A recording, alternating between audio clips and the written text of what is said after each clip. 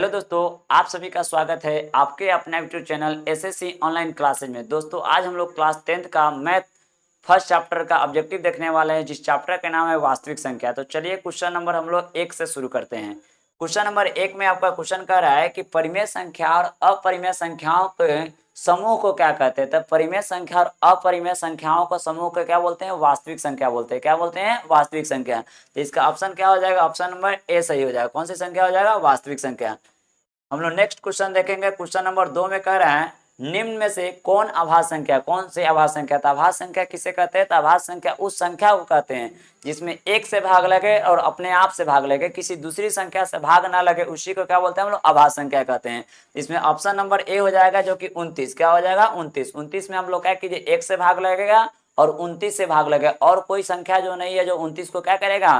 काट सकता है। इसलिए आपको जो है ना क्वेश्चन नंबर 2 का सही हो जाएगा, ऑप्शन ए सही हो जाएगा। नेक्स्ट क्वेश्चन देखेंगे। क्वेश्चन नंबर 3 को हम लोग देखेंगे। क्वेश्चन नंबर 3 में कह रहा है निम्नलिखित में कौन आभास संख्या। इसमें भी आपको क्वेश्चन नंबर 3 में भी क्या पूछा है? आपको आभास संख्या ही पूछा है।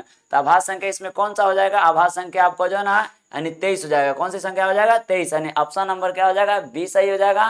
यानी 23 में एक से भाग लगेगा और 23 से भाग लगेगा, और कोई संख्या जो नहीं है जो 23 को क्या करेगा? काट देगा। तो इसका क्वेश्चन नंबर 3 का आंसर क्या हो जाएगा? आपको बी हो जाएगा।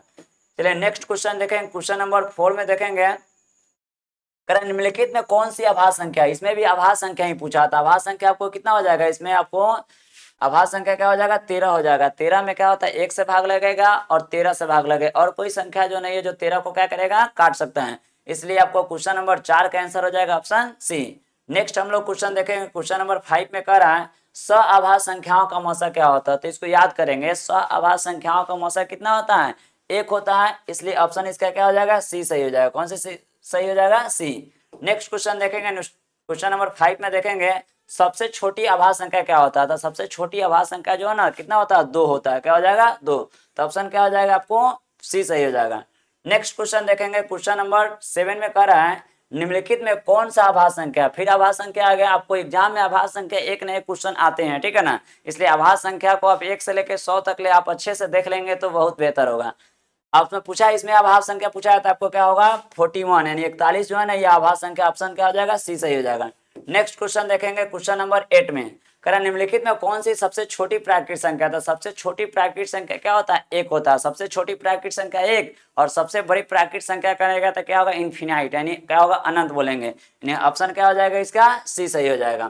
क्वेश्चन नंबर हम लोग नेक्स्ट देखेंगे 9 नंबर। कह रहा है कि 9 में कह रहा है निम्नलिखित में कौन सा युग्म सआभास संख्या। देखिए सआभास संख्या के युग्म क्या होता है? वैसी दो संख्या जिसका एचसीएफ कितना हो जाएगा? 1 आ जाएगा। तो इसको हम लोग ऑप्शन चेक करेंगे। जैसे ऑप्शन नंबर ए में हम लोग चेक करेंगे, यानी क्या करेंगे? 40 से यानी 14 से क्या करेंगे? 35 में डिवाइड करेंगे।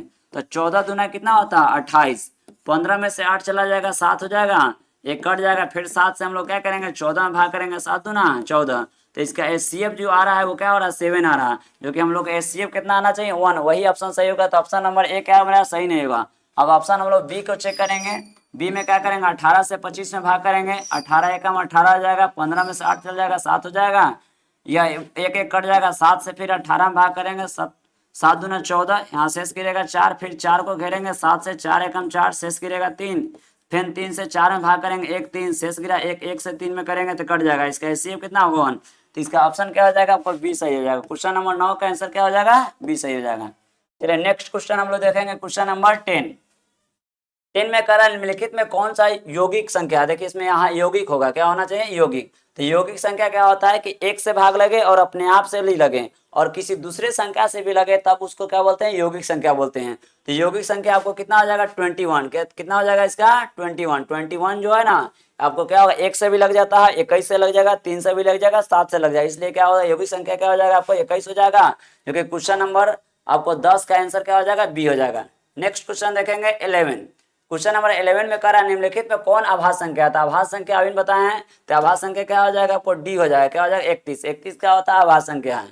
नेक्स्ट क्वेश्चन देखेंगे। क्वेश्चन नंबर 12 में कह रहा है यूक्लिड विभाजन एल्गोरिथम तो क्या होता है? पूर्णांक के लिए निम्न में से कौन सी परिकलित करने जाता है। तो इसमें हम लोग क्या होता है? यूक्लिड विभाजन एल्गोरिथम से क्या निकालते हैं? तो मौसा निकालते हैं। क्या निकालते हैं? मौसा। तो ऑप्शन क्या हो जाएगा? बी सही हो जाएगा।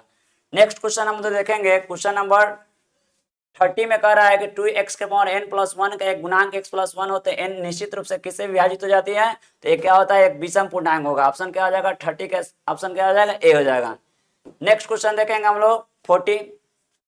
किसी पूर्णांक के लिए m के लिए सम संख्या का रूप क्या होता है, कहते हैं सम संख्या जब भी कहेगा तो इसमें m के जगह पर क्या रख देंगे, m के जगह पर हम लोग 1 रखेंगे, 1 रख सकते हैं, 2 रख सकते हैं, कोई रखे, मैंने सभी ऑप्शन में वही रखेंगे।